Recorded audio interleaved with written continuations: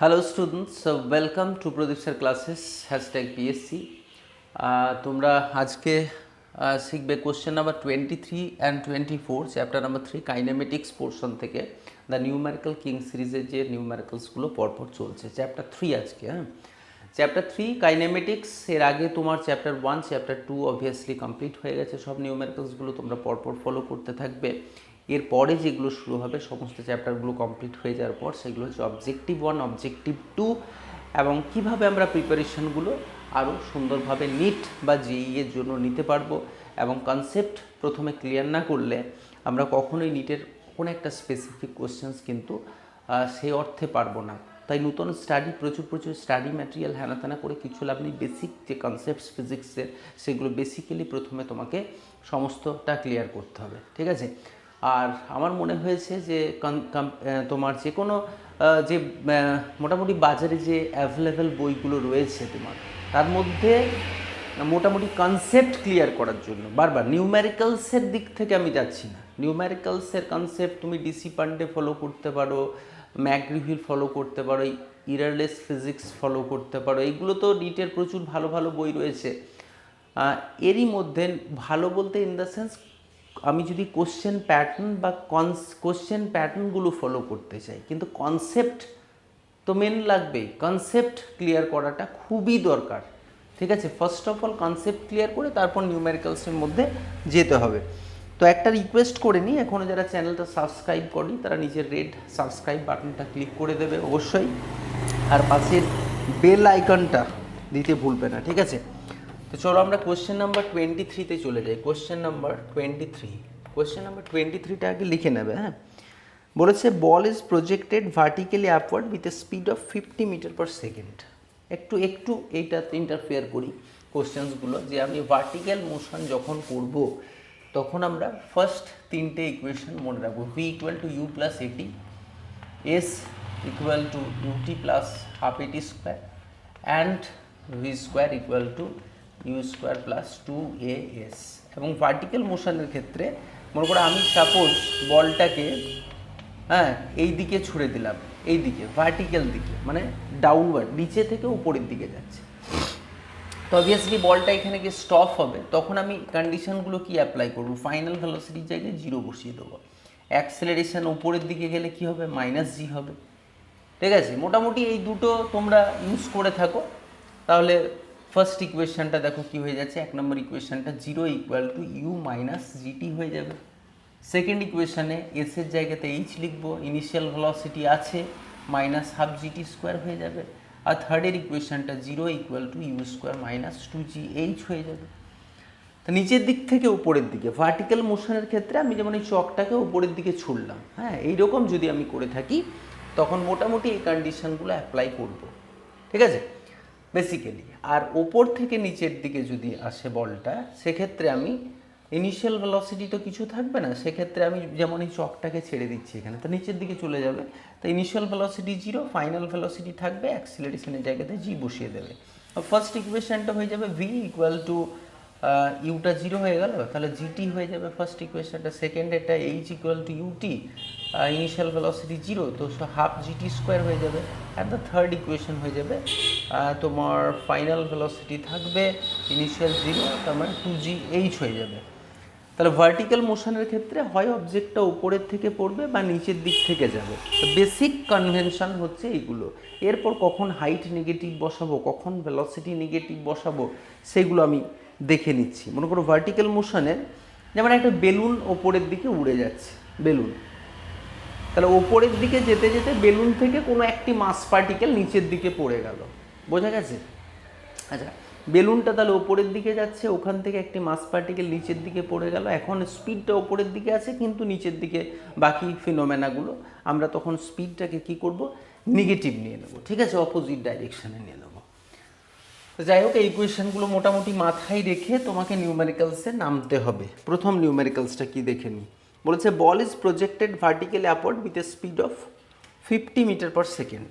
তাহলে তোমার initial speed দেওয়া আছে 50 মিটার পার সেকেন্ড, উপরের দিকে যাচ্ছে। And the maximum height calculate করতে হবে, and the time reached the maximum height, time reached the maximum height.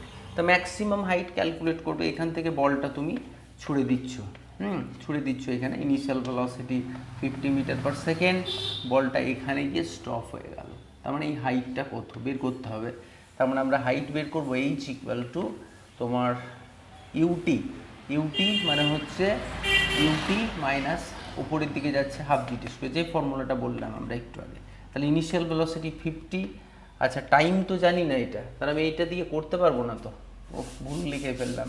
তাহলে v square equal to u square minus 2gh, final velocity তো 0 হয়ে যাবে, তা 0 বসিয়ে দিলাম। Initial velocity 50 into 50 minus of 2 into g এর জায়গায় 10 নিয়ে নিলাম ইন্টু এইচ, তার মানে এইচ হয়ে গেল তোমার 50 ইন্টু 50 বাই 20, 0 0 কেটে গেল, 25 মানে 125 হয়ে যাচ্ছে, 125 মিটার। তা 125 মিটার ম্যাক্সিমাম হাইট হয়ে গেল, ঠিক আছে। 125 মিটার যাবে, এখান থেকে ছুটলাম 125 মিটার উপরের দিকে চলে গেল, 125 মিটার। নেক্সট বলেছে যে the time taken to reach the maximum height, এখান থেকে এখানে যেতে কত সময় লাগবে, তা টাইমটা বের করতে হবে। V equal to u minus g t আমরা ইউজ করতে পারি, initial final velocity 0, initial velocity তো 50 মাইনাস জি মানে 10 ইন্টু টাইমটা হচ্ছে কত, তাহলে এইটা হচ্ছে 50/10, 5 সেকেন্ড সময় তোমার লাগবে এই ম্যাক্সিমাম হাইট রিচ করতে। এখন বলেছে যে এখানে কোনো একটি জায়গাতে তোমার হাফ ডিস্টেন্স মানে 125 মিটার বাই 2, এই ডিস্টেন্সে এত মিটার ডিস্টেন্সে ওর স্পিড কত ছিল, এখানে স্পিডটা এত স্পিড, এত মিটারে কত স্পিড ছিল, ঠিক আছে। তাহলে আমরা কি করব এখানে না, v square equal to u square minus 2জি এইচ বসিয়ে দিলে এই স্পিডটা ক্যালকুলেট করতে হবে। তাহলে ইউটা কত, ইউটা হচ্ছে তোমার 50 ইন্টু 50 মাইনাস 2 ইন্টু জি মানে 10 ইন্টু এইচ মানে হচ্ছে 125/2, 2 2 কেটে গেল, 5 5 25 মাইনাস 125 শূন্য, তার মানে 0, 5 5 10, 2 1 3 আর 2 5, হাতে থাকে 1, 1250, হ্যাঁ। তার মানে ভি স্কোয়ার ইকুয়াল টু এটা, তার মানে ভি সমান হচ্ছে রুট ওভার অফ 1250 মানে অ্যাপ্রক্সিমেট কত আসবে তোমার, আমি যদি 125কে ভেঙে নিই রুটে, তাহলে হচ্ছে তোমার 5 5 5 যা হচ্ছে 25 ইন্টু 5 ইন্টু 10-এর জন্য 5 ইন্টু 2, তার মানে হচ্ছে 5 5 25 বের করলে না 25√2 মিটার, এতটা metre per second, 25√2 metre per second, মানে আমরা কত পাচ্ছি 25 ইন্টু √2 মানে 1.41। এটা মাল্টিপ্লাই করো, এটা মাল্টিপ্লাই করলে কত আসবে, 25 দিয়ে মাল্টিপ্লাই করলে 5 আর 4 5 20 মানে 2, 5 5 6 7, 2 8 2 5 2 15 35, 35 মিটার অ্যাপ্রক্সিমেট, হ্যাঁ 35 মিটার মতো, 35 মিটার পার সেকেন্ড, সরি কত স্পিড থাকবে 35 মিটার পার সেকেন্ড, হ্যাঁ ঠিক আছে ঠিক আছে ঠিক আছে। দেখে নাও এইটা আনসার আছে একটা, এটা একটা আনসার আছে, এটা 35 মিটার পার সেকেন্ড, হ্যাঁ স্পিডটা, যে হাফ ম্যাক্সিমাম হাইটের হাফ যখন উঠবে তখন ওর স্পিডটা কত ছিল। তো এগুলো সবই হচ্ছে মোটামুটি ভার্টিক্যাল মোশনের নিউমেরিক্যালস, তোমরা এগুলো করতে থাকো, আমার মনে হয় তোমার পারবে করতে, হ্যাঁ। তো 23-এরটা হয়ে গেল, এরপর আমরা করব 24। A ball is dropped from a balloon going up at a speed of 7 metre per second, দেখো নিউমেরিক্যালসটা। নেক্সট হচ্ছে 24-এরটা, কোয়েশ্চেন নাম্বার 24-এ কী বলেছে, 24, কোয়েশ্চেন নাম্বার 24,